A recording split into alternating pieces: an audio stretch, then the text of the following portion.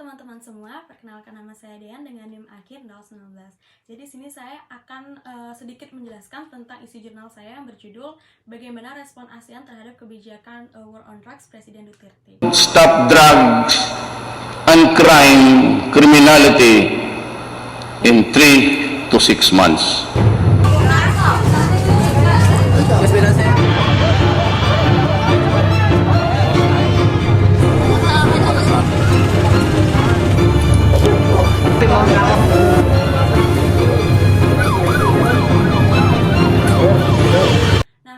Perdagangan narkoba sudah menjadi ancaman serius di tingkat nasional maupun internasional.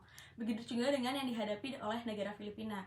Nah, kejahatan narkoba di negara ini tuh sudah mencapai isu yang sangat serius. Dan tahukah kalian jika Filipina ini menempati urutan kelima sebagai negara produsen sabu terbanyak di kawasan Asia Tenggara, Asia Timur, dan Oseania. Nah, pada tahun 2016, secara resmi menjabat sebagai Presiden Filipina, Rodrigo Duterte ini dengan tegas menyuarakan keinginannya untuk memberantas tindak kejahatan illegal drugs dengan cara menerapkan kebijakannya yaitu War on Drugs.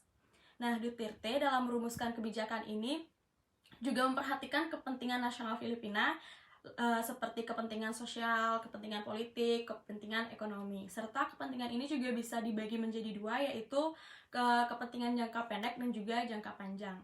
Nah, kebijakan ini memberikan hasil penurunan tingkat kriminalitas di Filipina itu menurun sebanyak 13%. Akan tetapi, banyak korban jiwa yang diakibatkan oleh kebijakan Presiden Duterte ini. Nah, tercatat sejak Juli 2016 sampai Maret 2017, sebanyak kurang lebih 80.000 tersangka tewas karena diduga telah melakukan tindakan kriminalitas. Nah, berdasarkan pandangan hukum internasional yang mengikat hak asasi manusia, yaitu International Covenant on Civil and Political Rights (ICCPR) dan Universal Declaration of Human Rights (UDHR), kebijakan War on Drugs ini telah mengakibatkan terjadinya pelanggaran hak asasi manusia. Nah, banyaknya korban jiwa yang dihasilkan setiap tahunnya membuat masyarakat internasional ini menilai sebagai tindakan pembunuhan berskala besar.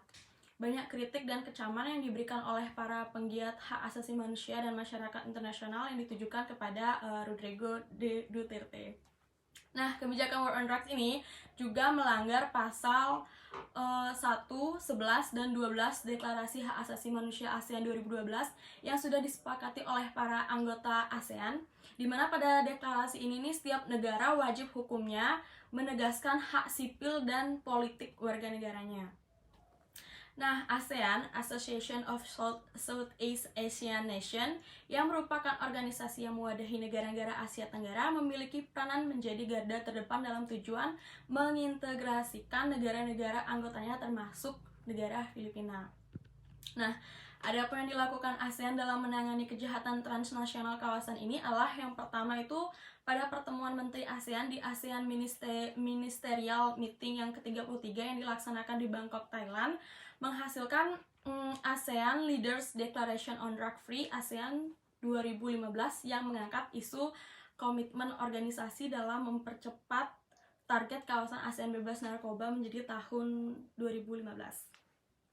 Setelah itu, pada konferensi tingkat tinggi ASEAN yang ke-33 yang dilaksanakan di Manila, Filipina, topik ini kembali diangkat dan dibahas hingga menghasilkan keputusan untuk menandatangani deklarasi bersama mengenai Drug Free ASEAN 2020.